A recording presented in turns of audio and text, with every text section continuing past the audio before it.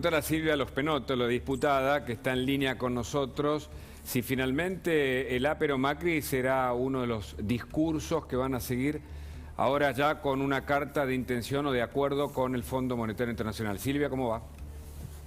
¿Qué tal? Buenas noches. Bueno, la verdad es que es muy probable que sigan con esta línea del Apero Macri. Cuando el presidente habló esta mañana y dijo, los invito a mirar hacia adelante sin olvidar el pasado, creo que es una buena invitación, ojalá que la cumplan. Hay que mirar hacia adelante en la Argentina y cuando se recuerda el pasado, sobre todo en materia de deuda, hay que hacer un recuerdo amplio, porque la Argentina tiene un serio problema con la deuda pública de décadas y décadas, asociado siempre a un problema que lamentablemente es endémico, pero que hay que corregir, que es el déficit fiscal, ¿no? Recién le preguntamos a Argüello, el embajador ante Estados Unidos, y él decía que Macri se levantó una mañana y tomó 50.000 millones de dólares de deuda, pero yo le decía, pero no venía de antes o había un déficit que había que solucionar. Exactamente, bueno, decías una realidad, todo el mundo conoce que 2 de cada 3 dólares que se tomaron de deuda fueron para refinanciar deuda anterior, de deuda que se tomó durante el gobierno del presidente Macri, fue para refinanciar deuda anterior.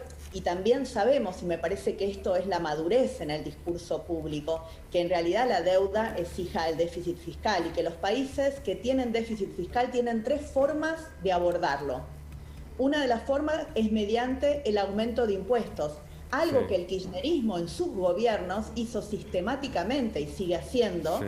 digamos, ¿no? Que termina quitándole toda la potencia al sector privado y la posibilidad de crecer. El aumento permanente de impuestos, cuando esos impuestos ya, digamos, se vuelven asfixiantes para la inversión y Sí. para el sector privado, son un cepo a la inversión y a la generación de empleo y por ende al crecimiento. La otra vía es la emisión monetaria, que es la que han utilizado mayoritariamente en este cuarto gobierno kirchnerista, ¿no? Sí. La emisión, la maquinita del Banco Central es una forma de resolver el déficit fiscal. Y la tercera forma es la de la deuda, Sí. ¿no?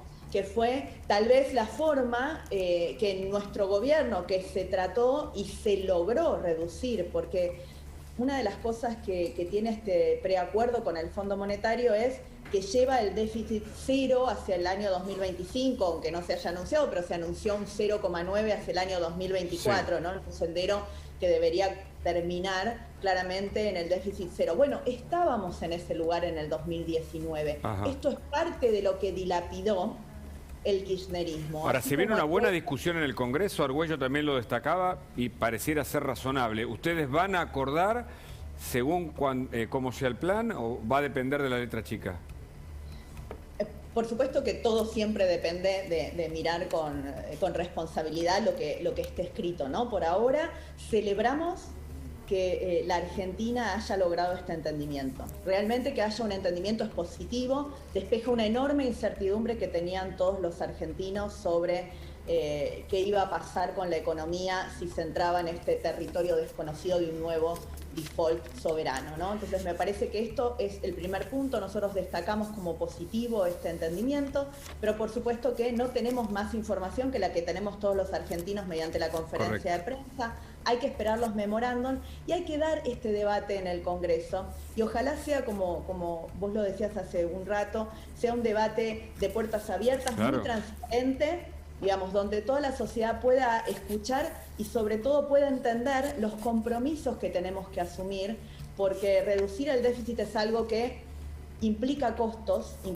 sociales, implica costos políticos y es importante saber cómo se van a ir, digamos, pagando esos costos a lo largo de los años para algún día recuperar efectivamente una senda de crecimiento sin déficit fiscal que nos permita recuperar para la mejor calidad de vida, que es en definitiva lo que queremos, ¿no? Los argentinos.